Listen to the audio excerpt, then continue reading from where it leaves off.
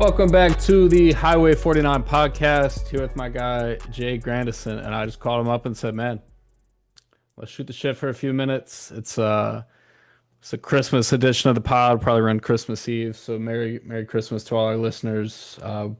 Fun time of year, definitely spend some time with the fam. But if they're getting a little annoying right now, definitely turn on that Highway 49 pod and hang out with us for a few minutes. Jay, how you been, man?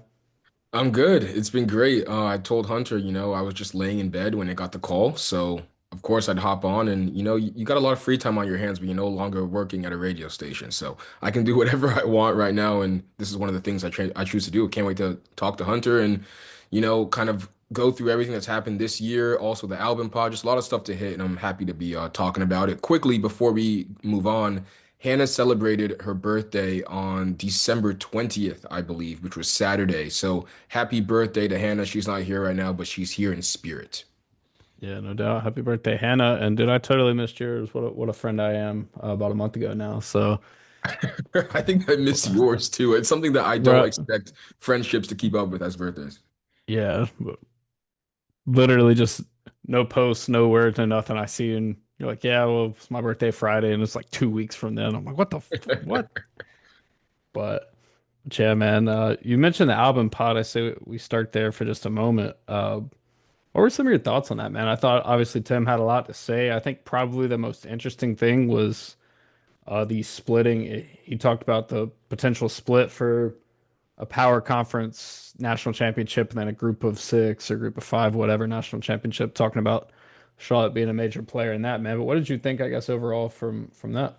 Yeah, I guess starting off with the two different playoffs that he was talking about, you watch the first round and you kind of understand where he's coming from, where it's just two different leagues of teams. Yeah. And part of that is going to be money, part of that is going to be recruiting, part of that is going to be just like institution and program and facilities and resources. But you can definitely tell that it could be trending in that direction. So I agree with him there. But my overall, I guess, sentiments about that pod was number one, thanks for him for coming on and being transparent with us. But number two, the biggest takeaway I had was the recruiting differences. And I think one of the early questions I asked him was like, hey, you could walk into a kid's house back in the day and meet their family and meet their dog. And he would say you'd find out how they, interacted with their mom, how they interacted with their girlfriend, how they interacted with their friends, or people that might not have been, just there to get something from them, or, like they weren't a social climber in a certain way. And now today it's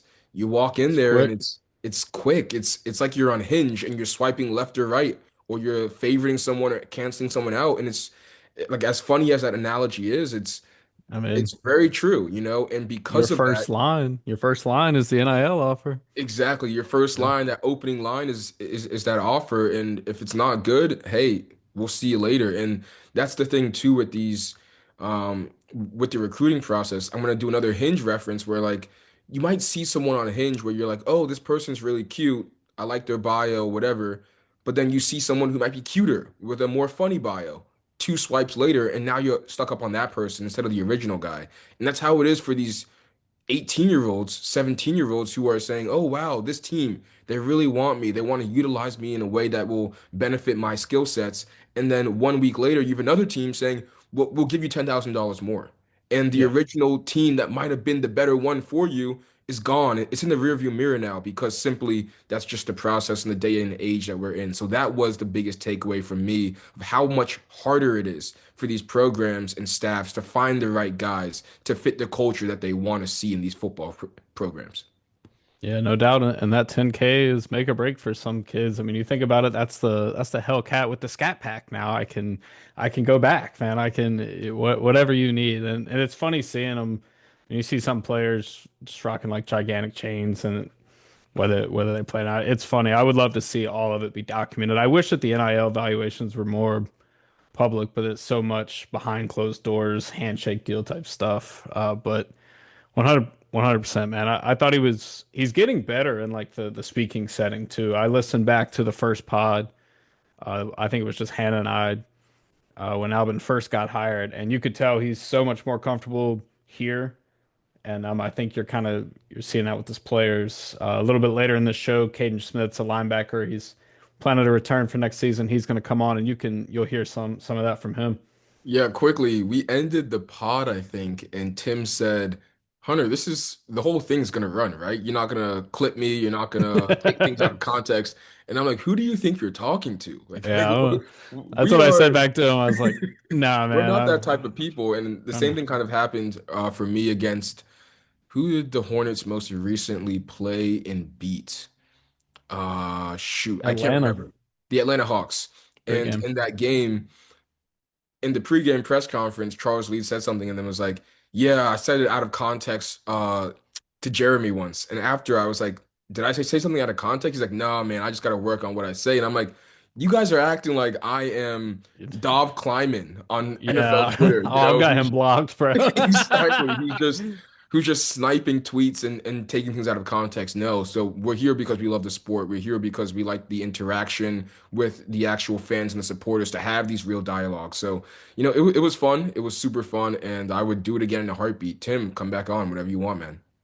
Yeah, 1000%. And while we're talking about it, it's like NBA Centel, like the NFL doesn't need that. They're not ready for it. College football is not ready for it. And I've seen like for the American in specific, like Soar the Eagle has a burner. It's like one of the funniest accounts on Twitter. So definitely check that out. But yeah, Tim was straight up. I enjoyed that conversation. He got pretty in depth. He said we don't plan to change the staff. He might have some folks here or there. We know how the coaching carousel goes, but I enjoyed the conversation. And like I say, I think he's getting comfortable here, and you can tell after that first year, even with it being pretty rocky. I mean, you lose the AD that hired you 6 games in. A lot of stuff went down. So glad to see that. We're gonna get to a couple more Charlotte things, but I'm pretty excited about something, man. And this is a hard left turn, but it's like trailer season right now. We got Avengers Doomsday today. But we got, I'm totally blanking. A new Christopher Nolan movie, The The Odyssey. There we Odyssey. go. Yeah, my brain was just like, but yeah, July. I think it's like the week before Lex's birthday. So I was like, make all your plans that next weekend. But yeah, talk to me, man. I sent you something the other day about Tom Holland and Timothy Chalamet, and just saying that I guess the different points in their career, and you had a lot of thoughts on that.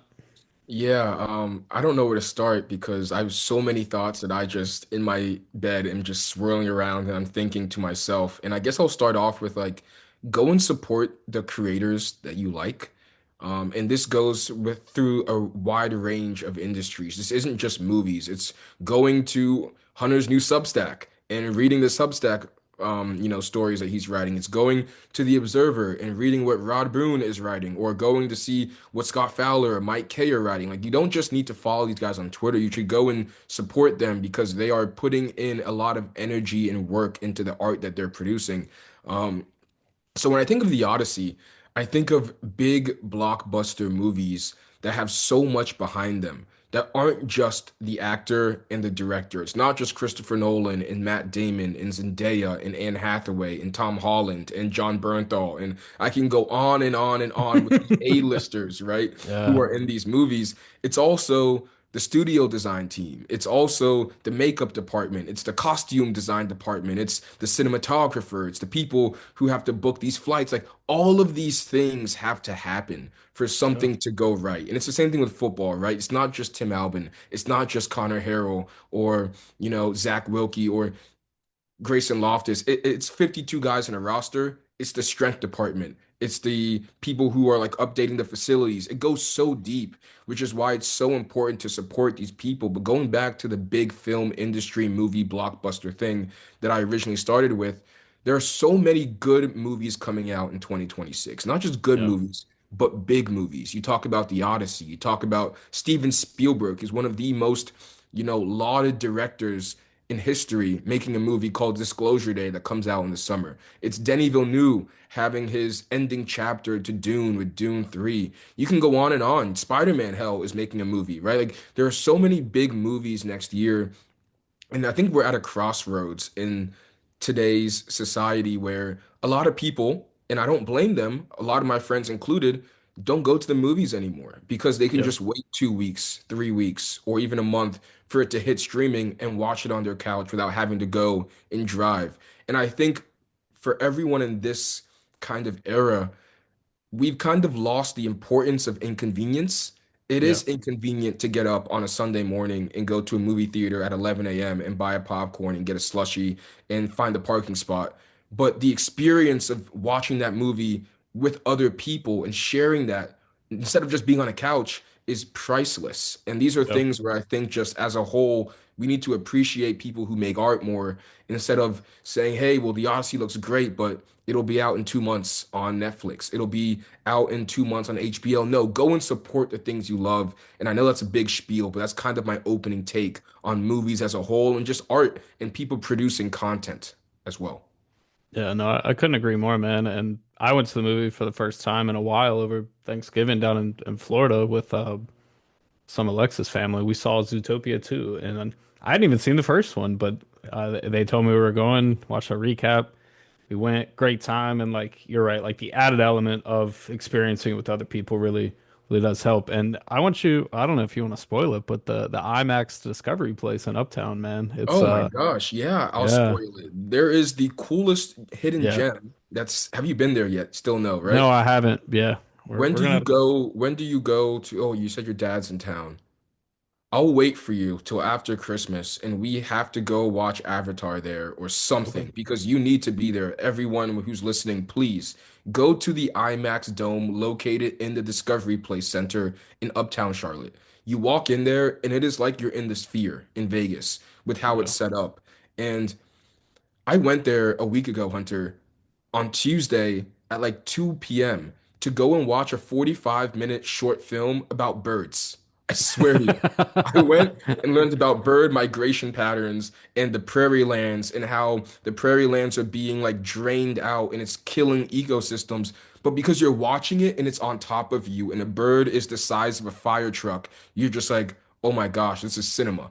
So Yeah. please go watch these things. And yeah, man, like it's awesome. No, that's sick. Yeah. I definitely need to get out there and see it. Closest theater to us is like Park Road area. Yeah, you go and look at those like Regal Seacrest and Regal Charlotte. It's still a 13-mile trip, and I'm like, I'd rather just go up the street. I can walk to Uptown Charlotte, and it's right there. Well, that's the thing too. So I don't think you're into Stranger Things, but they're doing something really cool even for a Netflix show. Like they're releasing the like final episode, the season 5 finale. It's like 2 hour plus episode in theaters, and I think that's sick. I'm trying to find a way to figure that out. We'll see what happens though. Yeah, there's this weird thing happening when, a company gets big really fast and then they fall off the cliff of, I guess, consumerism and no one goes there anymore. And then you just have this empty space that can't be used for anything else. A great example is Topgolf. Not Yeah, many people go to Topgolf anymore, and you can't repurpose the Topgolf building because it's made solely for Topgolf. Like you can't make that into a warehouse for another reason. You can't make that into a different restaurant or to whatever. It's Topgolf. And movie theaters are kind of the same thing. What up, Bean? Movie theaters are kind of the same thing where you can't repurpose a movie theater at all. It's a movie theater, right? You walk in, there's the concession place, and then you have each theater around there. You can't repurpose it. And I want to ask you this because I saw a TikTok about this earlier.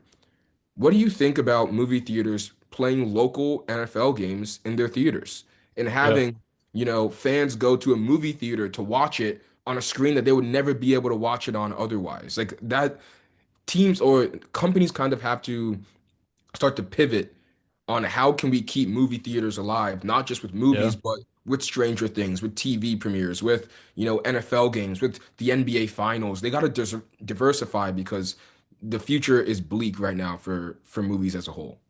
Well, and that could go, I mean, all the way down to say, I mean, just tying Charlotte back in, like say next year they play at Ole Miss. Now that game's not here, that's there.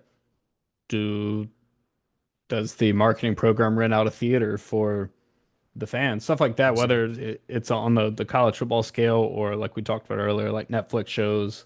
I feel like, I mean, like Interstellar came back out, I think it was an IMAX like maybe a year ago, and And I it was like, made bank. take my money. Yeah, you got me. And I mean, you see that like the 10-year, maybe not reunions, but like 10-year editions of movies with maybe an extra scene or something. You put it back in theaters and it's a money grab. But I think that would be sick as far as, I mean, I don't know. I love the theater aspect. And I mean, definitely number one candy finesser in the world. But I agree, dude. I think it would be really cool for stuff like that, especially to, as you said earlier, just like have a shared experience versus, just pulling up YouTube TV on my TV. So, So when is this gonna drop? tomorrow, Christmas Eve. Okay, so I won't ask a question that will kind of tip off your cap of presents you may have gotten for the family, but in the Christmas spirit, what's the best present you can remember getting? It's a Yeah, tough that's question off the top. actually I know it immediately. It's Okay. 2005 Wow. PS2. Yeah, PS2. PS2. Yeah, my uncle was in town. I got Madden. Yeah, Madden '05. Ray Lewis on the cover. Um, and yeah, dude, my the best play in the game was play action flood. It was just a play action deep ball. Played as a Packers, Brett Favre to Donald Driver, unstoppable, bro. Let's go. Yeah, how about you, man? Mine would have to be the mongoose bikes back in the day. You know those mongoose ones? Yeah. I got the mongoose ones, and they had the two poles sticking out of the wheel, so you could stand up on the poles and not have to steer and or not have to pedal while you looked cool as hell as you're 9 years old. You're standing up on your bike on the two little like metal poles sticking out of the mongoose bike. And I lived in a neighborhood where the second you got home from school, everyone was around the same age. You throw your backpack down, you go outside, you're playing basketball until the sun goes down, or football, or you get on your bikes and you're going around. So I felt like I was in Creed 1 when there's the motorbike scene and everyone in Philly is just going down Yeah. as he's running. That's how I felt as like a 12-year-old on my mongoose bike, man. That's probably the best Christmas present I've ever gotten. Yeah, no doubt, man. It's I think I'm probably the most excited I've been for a Christmas in a while for this year. It's I mean, we got a new place, sharing it together. You know how it goes, man. It's a good time. Yeah, I do say so. I have two roommates. It's three 25-year-olds in a townhouse. And we don't decorate at all. We're not very festive. And I went over to a Christmas party to my next door neighbor, and it's three girls over there. And it was the first time I looked around. I was like, oh, like they're in the Christmas spirit come Yeah. December 1st. And for us, you walk into our house and you wouldn't know if it's May or if it's December based on how it's decorated, right? So thankfully, one of my roommates visited his parents last week and brought back some the Christmas lights, and we wrapped it around our rail outside to try and like say, hey, we're making an effort to prove to the neighbors, hey, we're not Debbie Downers over here. We're gonna make an effort. But yeah, man, Christmas time, like I feel it. I feel the energy. I was in South Park for 3.5 hours last Wednesday, and you could just see that like it feels like Christmas. And I haven't been able to say that in a while. Not for anyone's fault, but in my own fault, where I didn't like dive in to the Christmas spirit, but I think I am this year. Yeah. Growing up in like, dude, my mom decorated the hell out of the house. So then like living with college roommates, living on my own, stuff like that. It wasn't decorated. I was just like, damn, I gotta do this now. I gotta lock in. So no, I feel you. Uh yeah, it's everyone's kind of taking holiday breaks and whatnot. Like I said, if you're listening to this, we appreciate you. Hope you and yours have a Merry Christmas, Happy New Year, or whatever it is that you celebrate. I want to hit one more thing really fast. We'll transition into some Charlotte stuff. Bean just continues to attack me right now. Go somewhere, dude.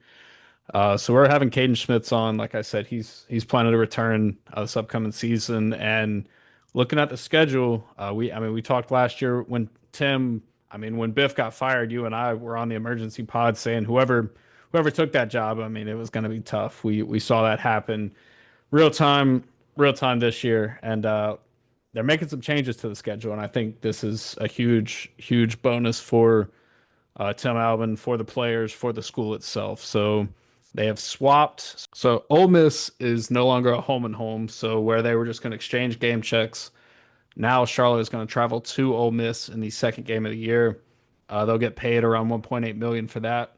Very exciting on that front for Charlotte. And then the following year, 2027, they'll get 1.4 million to go back to Oxford. Only other swap on the schedule is a game that was at Louisville. Is now going to be a home and home with Louisiana. That becomes way more winnable for Charlotte. You don't get maybe that big payout Louisville had. You're getting probably more than that from the Ole Miss game though. So it'll be a little different on that front. And I mean, Tim Albin talked about that on here with us, scheduling games like that, how important that was. And we actually talked about that earlier this year of this program needs wins. The million, almost $2 million check is nice, but as the wins start to pile in, I think the fan turnout is just gonna be ridiculous. So those are some of the changes. The home games are still pretty fun. So they open with the Citadel, as I mentioned. They've got Louisiana. They go to App State, which is just right down the road. Then conference opponents: ECU at home, Memphis at home, Navy at home, Tulane at home. Then they go on the road to North Texas, Temple, which is sick because it's at the link where the Eagles play, Tulsa, and then UAB. So again, another tough schedule, but I do like the changes that they're making to it. Try and start off hot, man. Like, Yeah, I mean you'll be 1-0, and then yeah, I mean you hope. try and Uh, start off hot, man. I think that momentum is a thing that can't really be measured. yeah, And I think this is common within a lot of like stat nerd type of things where it's like if Anthony Edwards hits four straight threes in a row, I don't care if he shoots from 30 or 35, shoot the fifth one. In yeah. analytics, they're like, no, well, he should do this, the best efficient shot. No, get it going because Heat check. heat check, momentum can't be measured. And I think it's the same thing in football where it's like, hey, if you have something working early on, keep doing it. Try and get off to that hot start. And even though maybe the numbers, the advanced stats might not be on your side, that momentum can galvanize a team that just simply can't be measured by, a statistic. Yeah, and I mean talk about momentum. Look at the Carolina Panthers. You can't figure out who they are week to week. I mean they beat Green Bay at Lambeau, come home, lose to the Saints, beat the Rams at home, have a bye week, go lose to the Saints. Can I quickly say before we get out of here that what a shame it is that my first year covering the Panthers was like an atrocity. Yeah. An atrocity, and I'm not covering the team this year. And shout out to everyone who's doing great reporting over there. Again, a lot of shout outs. Mike K, Gabe McDonald, Joey Ellis, Alex Zitlow, Sheena Quick, Yeah, Vashti, man. like Carolina Blitz, like everybody is doing fantastic, and I'm able to keep up and get great coverage from the Panthers and know what's happening in that team. But damn, I am envious. I am Yeah. like, man, because they're gonna have a home playoff game, most likely. And BOA Stadium is gonna be rocking, and I'm gonna be at home while they're eating some good food in the media lounge while they're Yeah. on nice and warm when it's cold in December. So I was supposed to go this past Sunday with the Bucks in town. I was supposed to go with my grandpa, and he called me the night before at like 11. Hey, I got a stomach bug. I'm not going to be able to make it. So I ended up told them I was like, all right, yo, just sell the tickets because I mean, dude, that's the biggest Yeah, game, yeah, or one of the biggest games of the year. The Dallas game. Anytime Dallas or Buffalo come, the ticket prices are just yeah, absurd. abnormal. But uh, I think I'm going to go out there for the Seattle game. But knowing how they work, they'll get smashed by Seattle, and then they will go to Tampa and win and be in the playoffs. So I would love to see it, man. 10 Or years the other without a way home around, playoff dude. game. Or Yeah, the other way around. They beat Seattle somehow and then they lose again. That's more typical for this Panthers team, right? They beat the yeah, best teams. They beat the Rams and then they lose against the Saints. They beat the Seahawks maybe and then lose against the Bucks. yeah. No, the NFC. I have no idea who's coming out of the NFC nor the AFC. I mean, I think this is you talk about parity in the NBA. There's parity in the NFL right now. Like I have no idea. It's crazy to see the Chiefs fall from grace. The Eagles don't look like the Eagles. The Bills are having eke out wins over the Browns. I have no idea who's going to win it this year. I know I told you 3:30 was like the best time to go. However, Philip Rivers and seeing that guy Yeah, at 44, it was a breath of fresh air seeing a QB command a huddle or command an offense pre-snap. We don't see pre-snap Omaha, Peyton Manning, hot route, audible, putting a guy in motion for no reason other than to see what the defense is going to do. And yeah, Philip Rivers is just being like, "Hey, 12, you got him here. Huddle up, come check, come check. Hey, I got him. You ain't hiding anyone. You ain't hiding nowhere." Like half of football back in the day in the 2010s, early 2010s, mid 2010s was about everything that happened pre-snap. And I think Yep. we are missing some of that in today's game because I just got flashbacks to me being 14, seeing Peyton Manning say, Omaha, Omaha, Yeah. settle down, settle down. Like it was cinema, man. It was great. What it's also, I think teams take so long to get to the line now that the They don't time have the for time to that, do it. yeah, Yeah. and then like real, I guess, gunslinger, signal caller, whatever you want to So say. Kirk Cousins actually had a great answer. He was asked about it, and he said the reason why is that defenses have gotten too good at Yeah. disguising their coverages. So QBs who are, entering the league now are no longer being taught to, okay, they're in cover two. So here's my first progression. Here's my second. Here's my third. Here's my fourth. Oh, they're going to cover one. A blitz is coming. I'm gonna make sure I, get someone to check this guy. Make sure he protects the blitz. And then here's my progression one. Here's my progression two. Here's my progression three. Now what it is they just give them progressions that don't Yep. change regardless of the defense. You're going here, here, here, and here. It doesn't matter if it's cover two, cover four. It doesn't matter if it's a blitz. It doesn't matter if it's man to man. It's the same thing. And I think that eliminates some of the flavor that we used Yeah. to see in football where you could tell Peyton Manning saw something, he knew something, and now he has to fix it before that snap is taken. Yeah, it's crazy because literally those guys. I mean, we love to play Monday morning quarterback in like the media world, but like they literally have supercomputers in their head and they're diagnosing real time on the field. Like this is a sim pressure. He's not coming. This guy's actually coming, and you have to be able to figure out where to go with the ball. I think the coolest part, and this is probably the best thing I've seen this week. We didn't start the show with it, but ESPN did an alternate cast for the Monday night game with Dan Orlovsky and then Luke Kuechly. Dano was talking all offense things. Luke Kuechly's talking the defense. And I mean, Philip Rivers, I think they're hurrying up late in the game.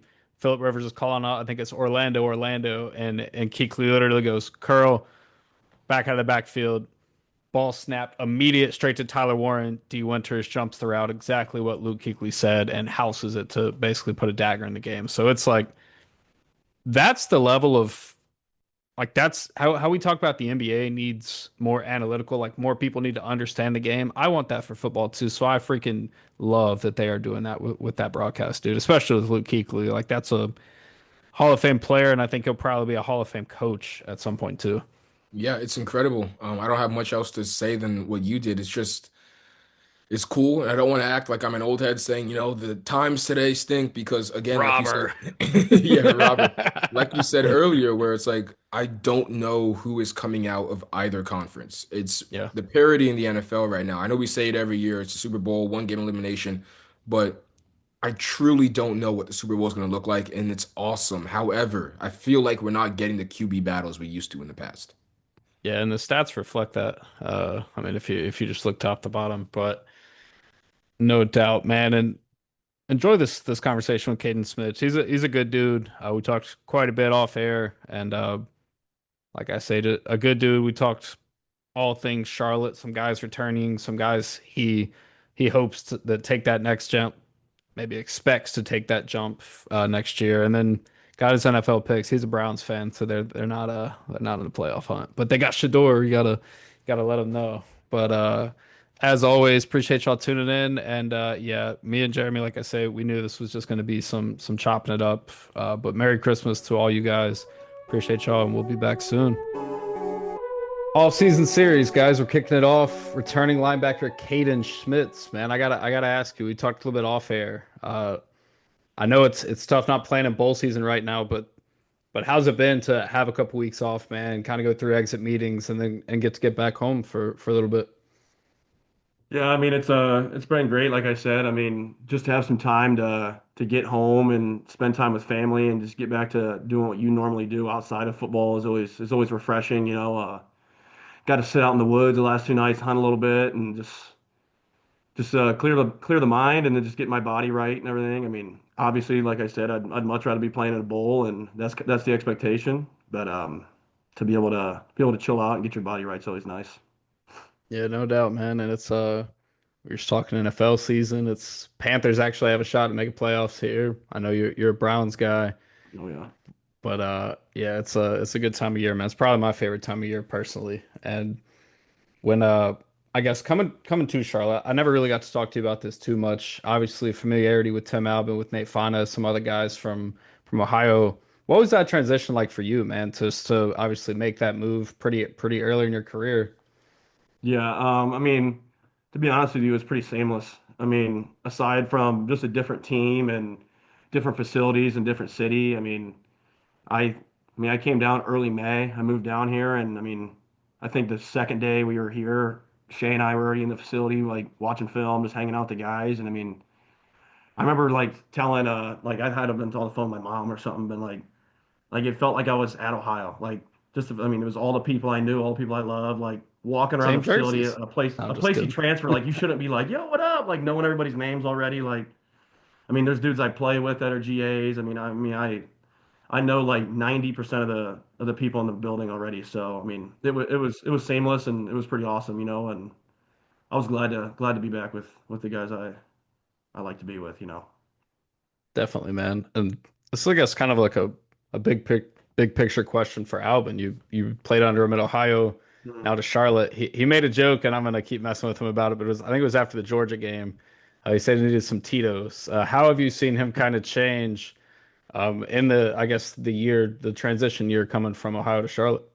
Yeah, I feel like this is something I've talked about before. Like, obviously, obviously, Coach Albin's been an extremely successful coach in his career, and I mean, obviously, we didn't have the greatest season last year, not what we wanted.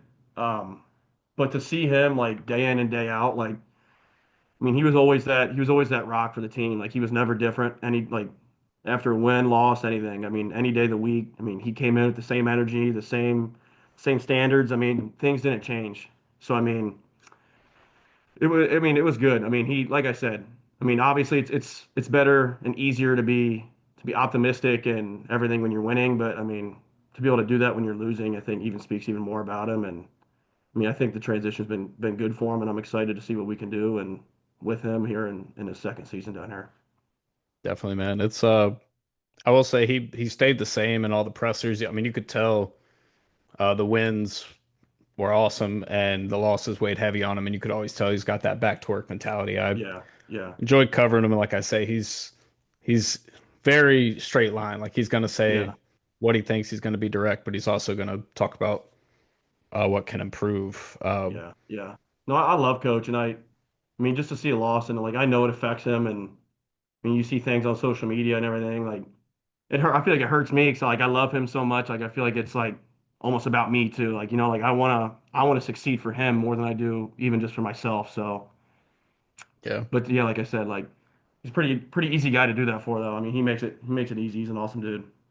definitely, man. I feel like that's kind of maybe a little lost in today's college football world with so many different schools and so many different coaches. But absolutely. And Faanes too. I know you and him are very close, coming over together, coaching linebackers there. What was it like kind of playing under him as DC, the guy calling all the shots this season?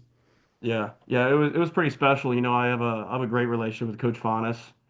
I tried to spend a spring without him down at Ohio, and I mean it was all good, but I knew where I wanted to be and who I wanted to be coached by, and to have him be the DC was pretty awesome, and just to see him like grow as a defensive coordinator throughout the year, and like I feel like I really saw him, get more comfortable as the season went on, and I mean the last few weeks, I mean I think there wasn't a game after the game or a time after the game where I grabbed him like that was a great game plan coach. Like I really thought like he really started dialing it up there at the end, like even the Tulane game, like I feel like we were. I mean, I feel like our defense was really, I mean, three turnovers. I Taking the mean, ball off of him. almost Yep. had another one. Like, I feel like we were all over him. And I think his game plan and just his mentality really, really, trying to think of the word, but I mean, he just settled in, and to be able to have a guy I'm so close with be the DC and my position coach, it was pretty special.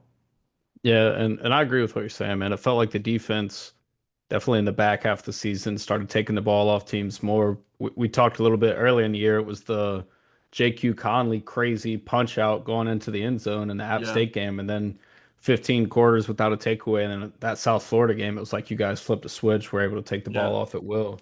That kind of yeah, propelled that down the stretch. yeah. One of the biggest things. with the South, like going into South Florida, and I know I kind of said it when I had like the little press conference before the Army game was like we had our defensive unit meeting and Faanes came up and was kind of like get six, like let's get six turnovers, six a three and out, like a fourth down stop, like get to six, and that was the first week we did it, and I think we went into South Florida and got like eight or something like that. So I mean, Yeah. after that we had a something we were saying on the sideline to each other throughout practice. I mean, it kind of put that in all of our heads. Yeah. And obviously like to have more always and do more, but it definitely helped us step it up a little bit. When you guys, I mean, it just objectively, it was a challenging schedule this year, playing the two teams in the league championship last year, two teams in the league championship this year, and also just conflicting styles week to week. I mean, you talk about South Florida, the speed, the tempo, and it's like they're always going tempo just to get to the run game. And then you go straight from there to Army, and it's like Yeah. they're completely different. Talk about what it was like, I guess, dealing with week to week stuff like that, and I guess the quality of play in the American as a whole. Yeah, yeah, I knew coming into the American Athletic it was going to be a different beast, you know. I mean, there's a ton of talent in this conference and I mean, I like to tell people I talk to it's like another power conference. Yeah. So I mean, I truly believe it is. Like, I mean, we have so much talent. I mean, I think North Texas was ranked, USF was ranked at once, Tulane was ranked, Yep. Memphis was ranked. I mean, we didn't get to play Memphis, but I've always liked, like even through my high school career, like I always liked playing better teams, and because I feel like if you have a good game, you'd rather it be against the best rather than a lesser opponent, you know. And I mean, it was definitely a fun season. Obviously, we want more wins, but I mean that's just a learning curve, I guess it comes with. But I mean, it's definitely a really competitive league with a lot of different stuff, kind of like you said, like going from tempo, like Byron Brown tossing it around to Army, and then I mean, it was fun. We played a lot of good quarterbacks too. That was one of the biggest things. I think obviously the lines are great, and I mean the schemes are a little more complicated and everything. But I mean, the biggest thing I noticed was like I don't think we played a bad quarterback, and I don't think we played a bad running back. Like, Yeah. not that there's bad quarterbacks or bad running backs anywhere in Division One, but I mean, it was quarterbacks that can make the throws that you don't want them to make, you know. And I Yeah. mean, it wasn't a running back that you were just gonna stand up and tackle. I mean, dudes are gonna be running through you, which I mean, I appreciate and it makes me a better player. And I've enjoyed getting to learn my way through the American, I guess, as the year went on. Yeah. I got a question in between. I'm going to ask you about some of the toughest teams, but for you, dealing with that higher level of quarterback play, that takes a lot of Mhm. high discipline from you, being able to think the game fast and get to your spots. What was like, was there a moment this season you felt like you kind of found your rhythm or you feel like you had it from the jump? Yeah. And I don't think I ever was out of a rhythm as the season went on, but like honestly, like that pick versus USF, like really like was like I needed to play. You know, like Yeah. I feel like the season goes on and like it's almost like when you start a game and it's like I just need to hit somebody and then I'm ready to go. Like I just needed to make a play and then I was gonna like settle in as a player a little bit. And you know, after that, I feel like I kind of calmed down a little bit. Like all right, like I made my play. Like let's play some football now. But I mean, like even just with like, because I've only been playing linebacker for a year. I mean, Yeah. I kind of got thrown in last year at Ohio at the really beginning of the season. I was a defensive end. Yeah. So I got thrown in at the beginning of the season last year and kind of learned my way like as the season went on. But then this was like really my first year getting coached up. So I Yeah. mean, it was even still like I'm still getting those reps and everything, like feeling myself out and I mean, just learning how to watch film and everything. And I remember like the ECU game was one of the first, I mean, it was later in the season, but like it was one of the first games really where I was like all right, like everything like really slowed down. Like I feel like I was like seeing things from film and everything, and Yeah. that was another game that I really remember like feeling good. So Yeah. That's a very cerebral feeling. I played a little bit in high school and I definitely wasn't good enough to play in college, but it feels great when you see something on film and you kind of feel yeah, it starts to progress in the game. I gotta give I gotta ask this question. So you talked about making the move from edge to linebacker. I was looking on your bio on the team website and they've got you listed as best team defensive back in 2021. yeah, Is that a typo? Do I got to get something from Joe Templin or are you really out here playing no, DB? yeah, that was high school. I mean, I You play everywhere. coming into high school, I thought I was gonna be like Patty Mahomes or something. I thought I was gonna be a quarterback, and then I got up to like varsity, and the coach was like, "Hey man, like you're gonna play some defense," and I'm like, "Yeah, no way," and whatever. And then Safety. I was playing free safety and strong Yeah, safety all through high school. I was never that big. I never got to 200 pounds until like COVID, till like no my junior shit. year. But yeah, I mean, I was back there manning dudes up, and I thought that's where I was going. And then they're like, dude, you're a linebacker, and then went from Yeah. linebacker to edge. I mean, I've been all over the place, but yeah, I don't think I could do that now. We got dudes like Nah. JQ Conley out there for that. So Yeah. And back to the turnover piece, it felt like I can't remember who got theirs first in that game, but it feels like they're contagious. I think you guys have mhm. four takeaways in that game. And then you mentioned the Tulane game, even the North Texas game, shutting down the 2-for-1 around the half for them, with takeaways both ways. I guess I say all that to say I saw a lot of improvement with the defense, Yeah, kind of through the season and being able to give the offense time to kind of find its footing.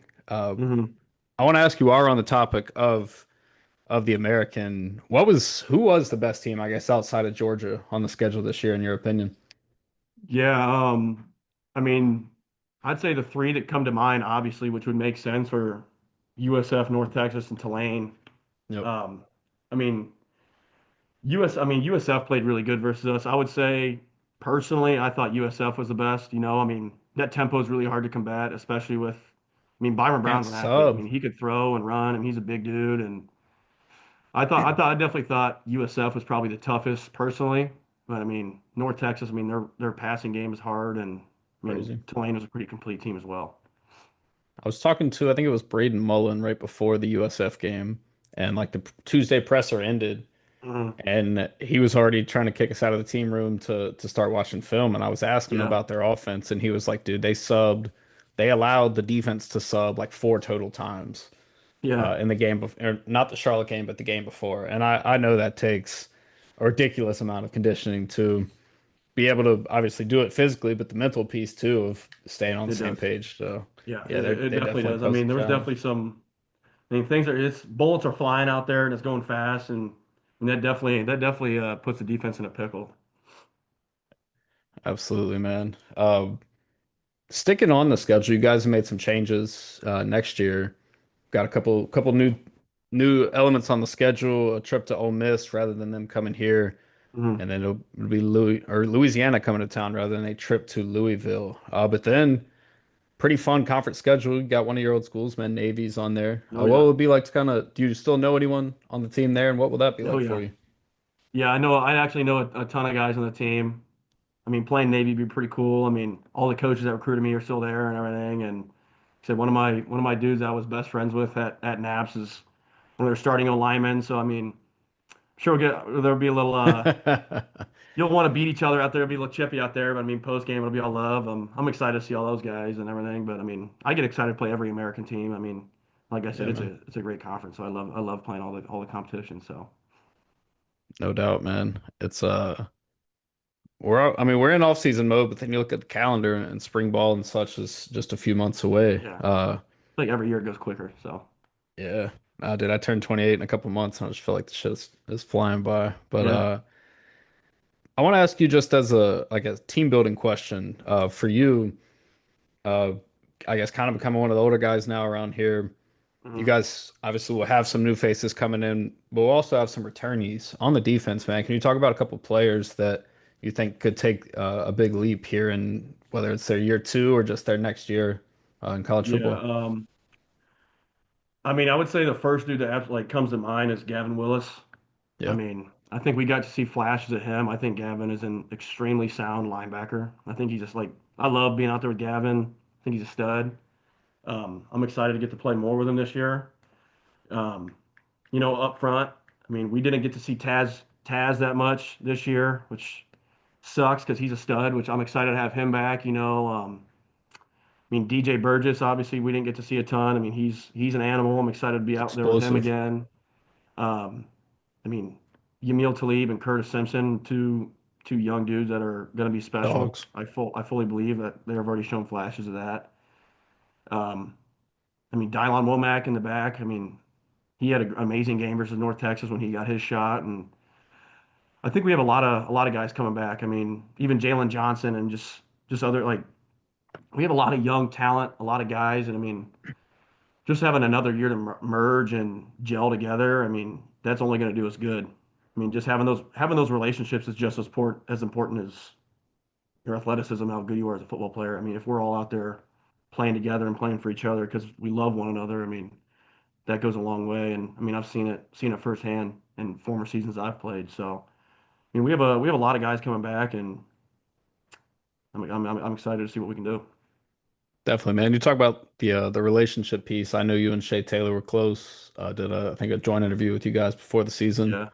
What was it like playing with him? I know you said kind of making that transition edge to linebacker, and yeah, man, what is it like just having him as a friend as well off the field?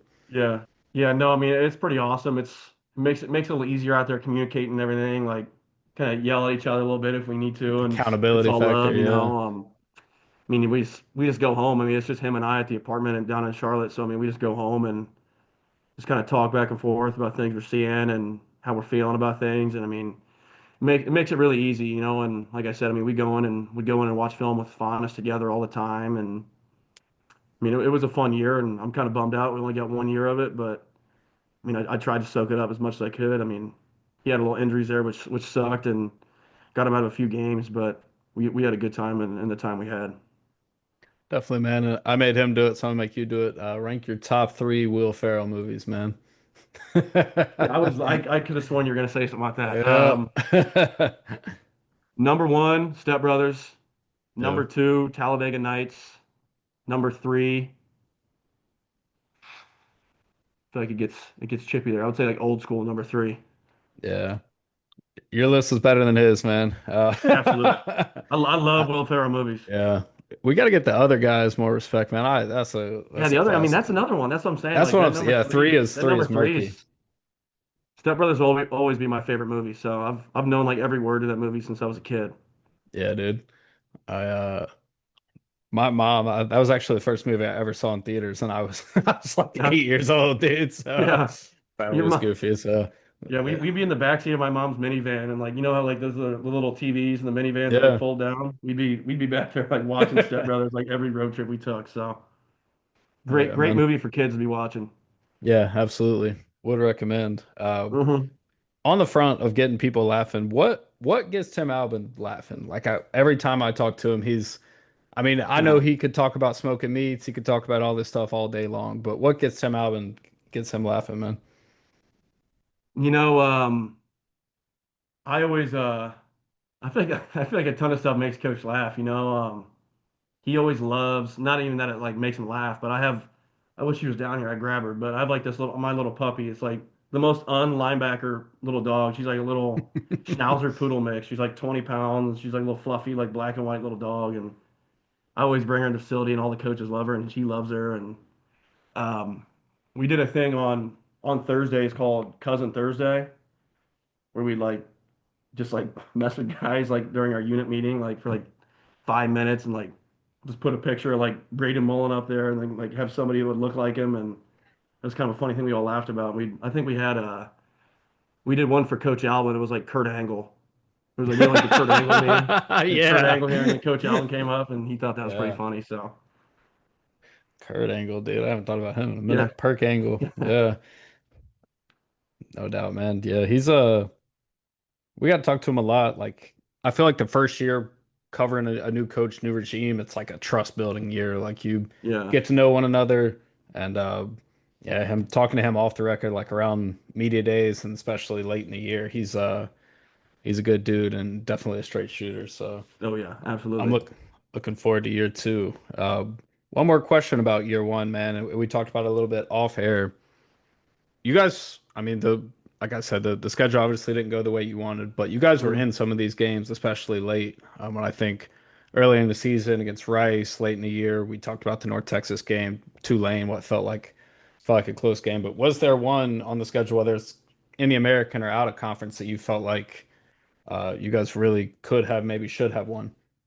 Yeah, I'll say two. I'm sorry, you said one, but Yeah, fun. I'll do one American, one non-American. UNC. I mean, week Yeah. two was 100% a winnable game which I Yep. mean, I lose sleep over that sometimes. Like I always think like I wish there was something else I could have done. I wish I could have done more. But I mean, I think that was an extremely winnable game. What was it, 20-3? What was the final score?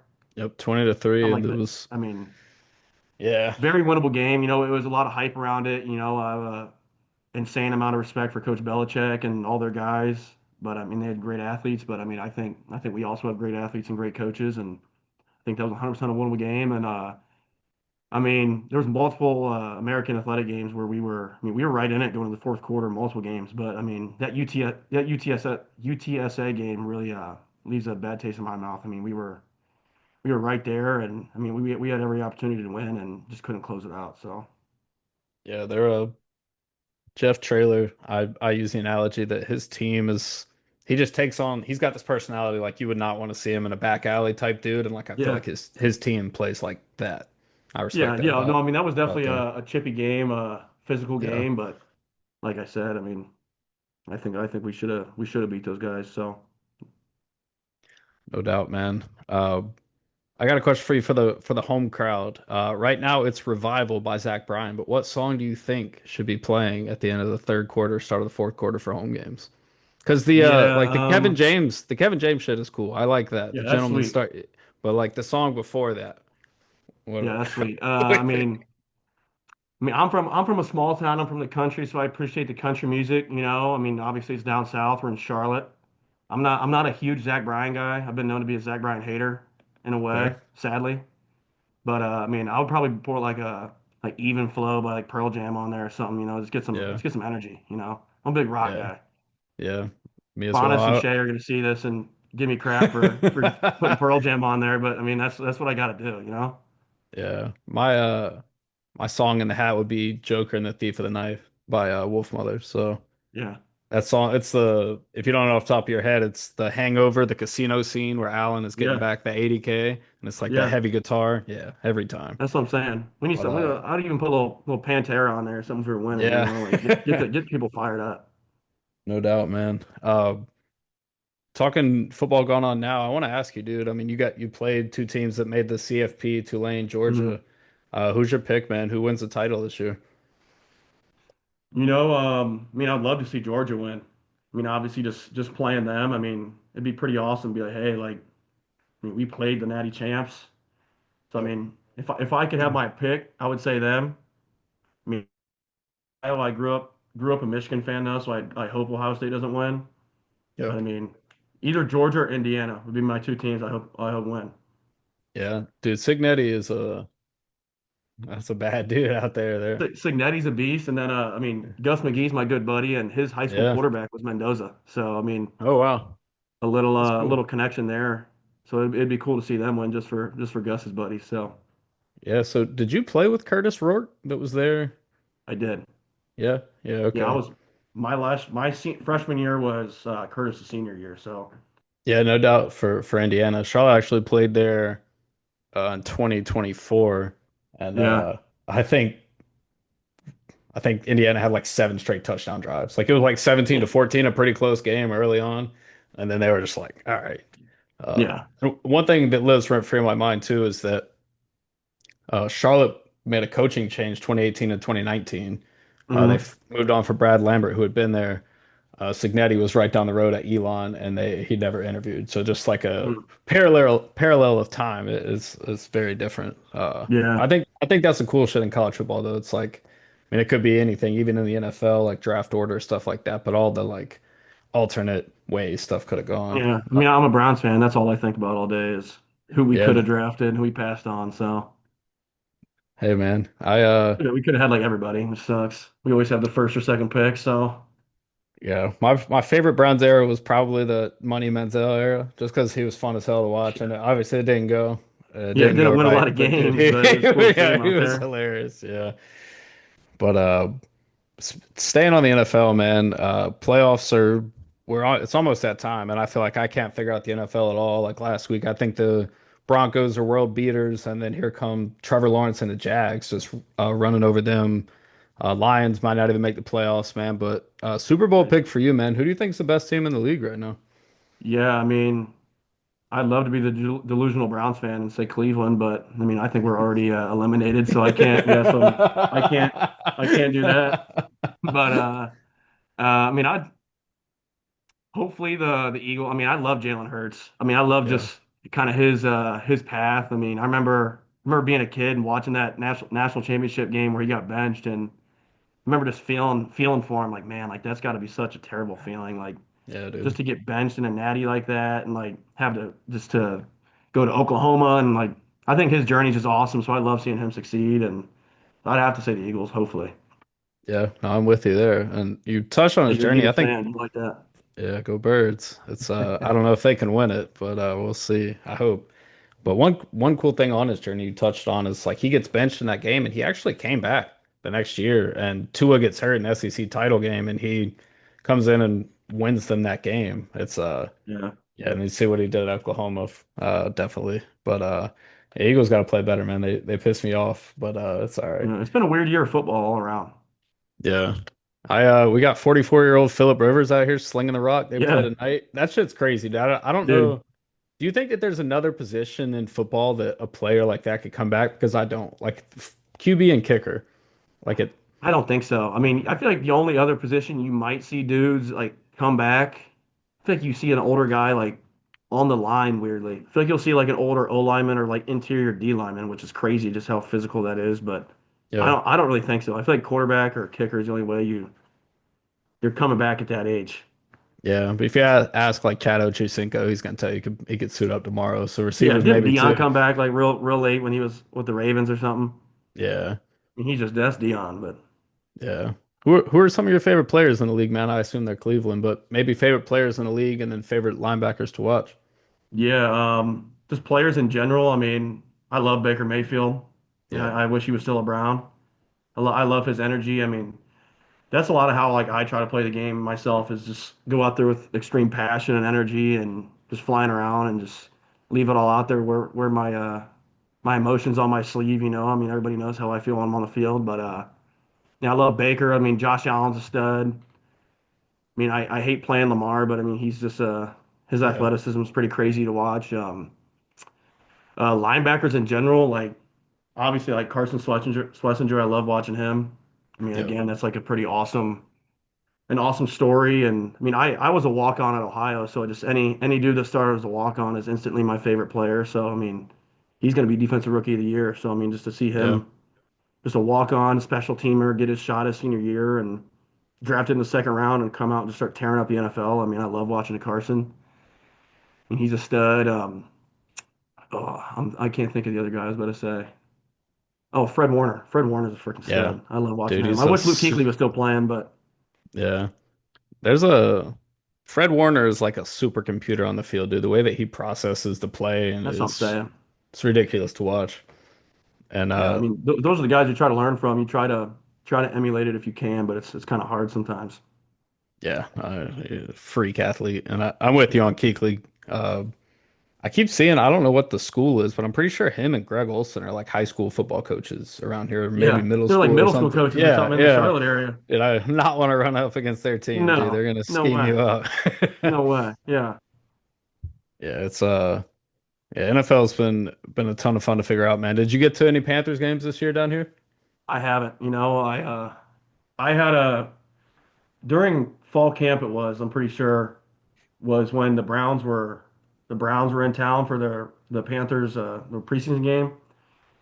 I mean, and they were at the facility and everything doing their at our facility a couple days Yeah, earlier. yeah, I So remember it was that. cool to be in there, like to see like Ninjoku and Watson around the facility and everything was pretty awesome. But Coach Albin actually took the team to watch the game, and I was like, hell yeah, like I'm a Browns fan, I'm gonna go. And then I took a calculus class in the summer, and my final was during the game, so I didn't get Damn, so dude. so that kind of sucked. And like Shadeur played great too. Like it was his Yeah. first start, and so that would have been my one game I got to, but I didn't get the chance, sadly. Dude, I don't know why this just popped into my head, but Cleveland and Carolina did like joint practices that week. Yeah. I I think that there should be like how the all colleges have a spring game. I think that Uh, you should be like joint practices. You can pick one or two local schools, something like that in the off season. You could donate the money or whatever for fans to yeah. watch to That'd be charity. Do you think? awesome. Yeah, I think that would be sick, dude. Like Yeah, I mean just that just makes everybody better. I mean, that's just another yeah, thing at competition. I mean, you're out there. I mean, it's good to compete and you do compete against your teammates, but I mean, it's just that next step when it's somebody you don't really know or something like that. Like, yeah, I mean, it's fun for the fans, fun for the area, and I mean, fun for us because we get to compete and, like I said, get better. So, yeah. No, I think that should happen more. And like, I mean, there were absolutely, years past. You guys played app this year, obviously, but I think that was the first time since like 2020. And it's like in my mind, yeah, that's a no-brainer. Line something yeah, up, that's a try and game you got to have. yeah, do that every year. And it sounds like they Yeah, will for a long time. yeah, Last question, man. I asked this to everyone, but I'm curious to you. You said you're a big country music or big rock music guy, but also like some country. What are you listening to before the game? What's in your headphones to lock in? yeah.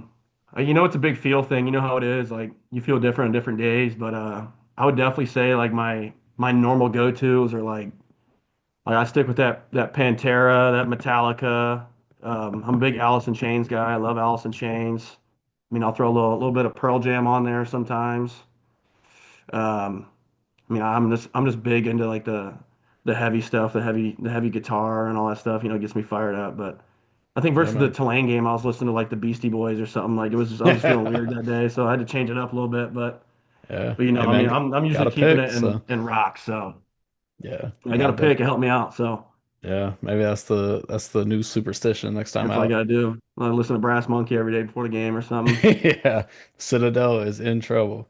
But Yeah, Cade, man, I appreciate you taking the time to come on here. It's off season's changing up a little bit. We talked spring ball be different, rolling around because it's pretty much your team now. yeah, Whereas in years past it was you never really know. But one portal window now. I guess last question for you, man. What do you got? What are you doing with the family over the holidays? And looking forward to that. yeah.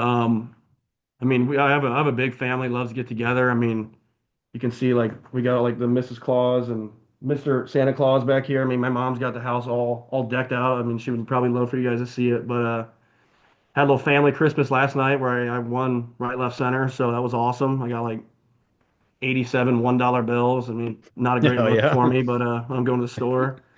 I was just at Walmart before this, and I'd like, buy like two things. I was putting like 25 $1 bills in the self checkout machine. So Where are you I coming mean, everybody's probably from? looking at Yeah. me like, "Where'd you get that money?" But uh, it's like Talladega Nights. Like I've been doing photo shoots for Playgirl magazine under the name Mac Honcho. Mike Honcho. Yeah, but Full no, I spread. mean, I think we have a little gingerbread house competition tonight or something. So hopefully go win some more cash from my aunts and uncles and stuff. And then Yeah, I man. mean Christmas and Christmas Eve. I mean it's all just family and get together. So I mean I'm Yeah. pretty excited just to be with the family. So That reminds me of our family a little bit. My grandma does this thing every year where uh all the cousins are 21 and up now. Like everyone's yeah, old enough and but she will literally she still puts cash in the eggs and does like Easter egg hunt and oh we yeah, are running through the yard, yeah. dude. So It's we do like the same thing. you have Yeah, to. It's yeah. So yeah, it's a me and my little sister on Easter morning are always looking for like the $5 egg. So yep, yeah, we still all have the fun. time. Yeah, man. It's a good time, dude. This, like I said to you before, Absolutely. it's my favorite time of year. Like I said, appreciate you coming on the pod. It's definitely like to have you back, whether it's closer to next year or even during the year, man. But like I Yeah, said, absolutely. appreciate the time. Anytime. I appreciate you.